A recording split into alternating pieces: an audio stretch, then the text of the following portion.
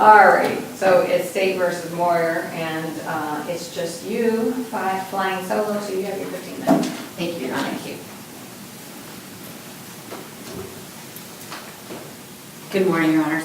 My name is Andrew Whitaker, and I represent the appellant in this matter, DeQuante Moore. In some ways, I believe this appeal and our arguments to this court are more about what's not in the record. And that's both in terms of the evidence presented and the jury instructions. And the jury instructions are where I would like to start, and that is our first assignment of error.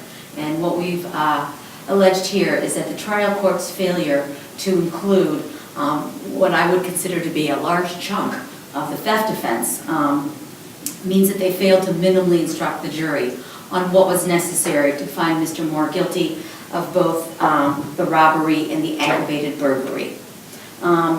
Both the robbery and the aggravated burglary, robbery was count 1, aggravated burglary was count 2, require a finding that they were committed in the course of a theft offense. And in each of those, to find him guilty, the jury must find beyond a reasonable doubt that a theft offense was committed or was in the course of being committed, and the state is required to prove each element of a theft offense. Despite the fact that the state quotes the same language as does Mr. Moore in its brief, it argues that the instructions for aggravated burglary and robbery were correct. This is what the trial court instructed, and we believe it is certainly not correct. The jury was told correctly that for both counts 1 and count 2, that they, in order to find a conviction on those counts, they must find beyond a reasonable doubt that the defendant did commit the offense of theft. But then it goes on to tell them, when it's trying to define the offense of theft, that you must find that the defendant with purpose to deprive the owner of property, and then the trial court moves on. The trial court never says what the defendant must have done with that purpose, with that mens rea. There's no instruction whatsoever to the jury with what what they must find to find the defendant guilty of a theft offense. Now, this was not objected to at the trial level, so we understand that this is certainly a plain error analysis. I would disagree with the state that that is not clearly met here. I think it's somewhat illogical to argue, as the state does, because Mr. Moore was not able to find a case that left out as much of the theft offense instruction as was left out here, that there is no case law on point.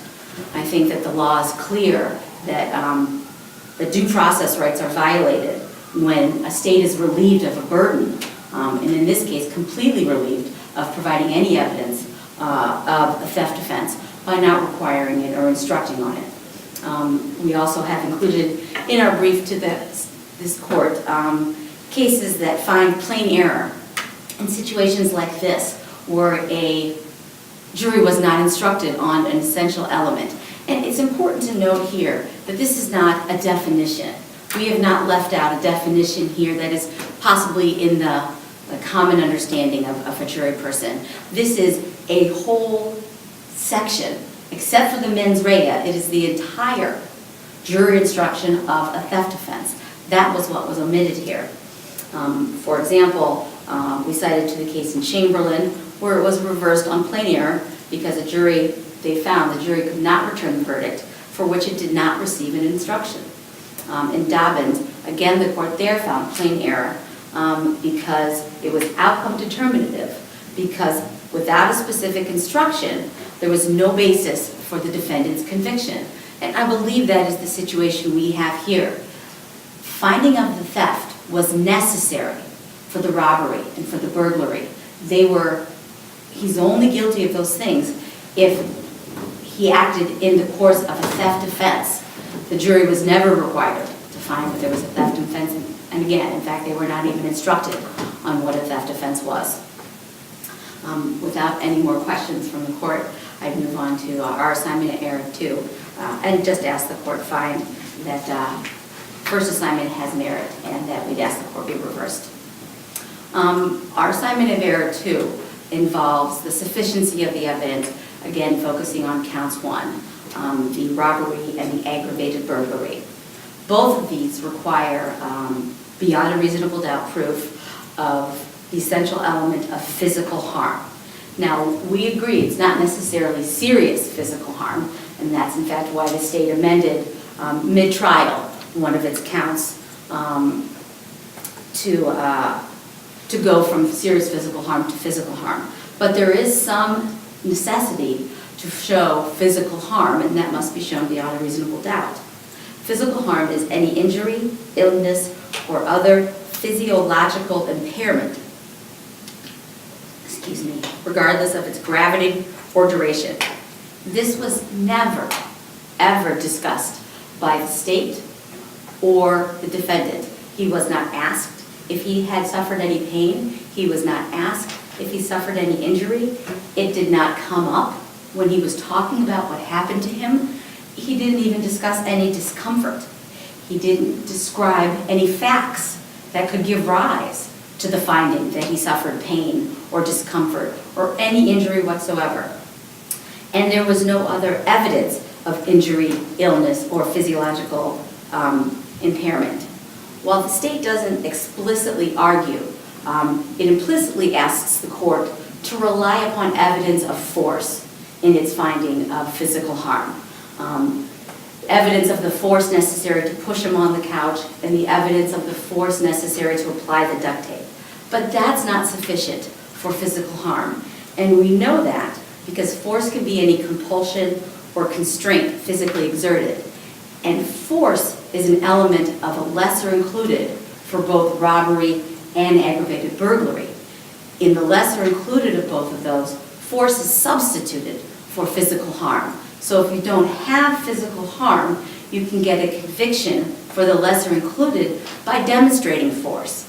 And while they may have demonstrated force here, the state cannot use the evidence of force to satisfy the higher burden of physical harm.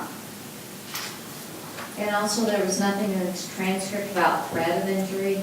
No, and that is one of the state's arguments, is that Mr. Moore in his brief did not address threat of injury or attempt to cause physical harm. And there was absolutely nothing in the victim's testimony that he was threatened, that he would be hurt if he moved, that he was threatened, anything would happen to, that somebody attempted to cause physical harm. The only testimony of the victim was that he was pushed onto the couch and they applied duct tape to him. That was the extent of the testimony. And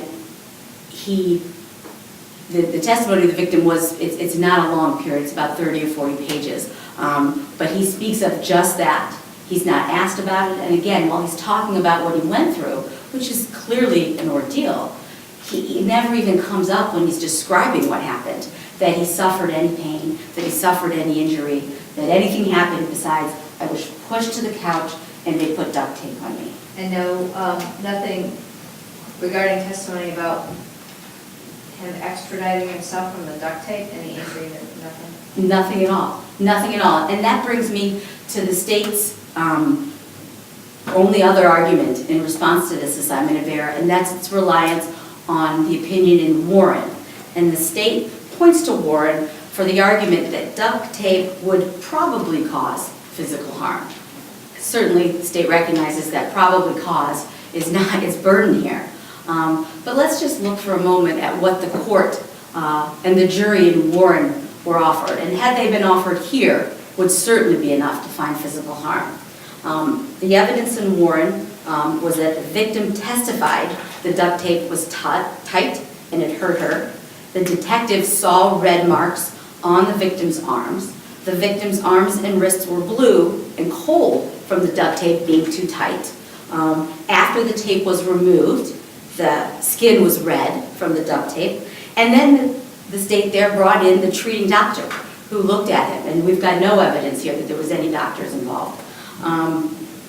The treating doctor observed redness around the victim's wrists and also testified if someone had had their hands duct taped so tightly that the hands were turning blue and cold, then they would have, during that period, have experienced some pain. Here, you can see from Warren, there are so many avenues through which the state could have attempted to elicit evidence, if there was any, that some physical harm or pain was suffered here. But no attempt was made at any point by the state in its questioning of the victim, by its state in the questioning of the responding officers who talked to and interviewed the victim. It was just simply not mentioned. The state is again pointing to evidence of the pushing on the couch and applying the duct tape as its evidence of physical harm. But we believe that that's merely evidence of force, which just simply doesn't rise to that level here.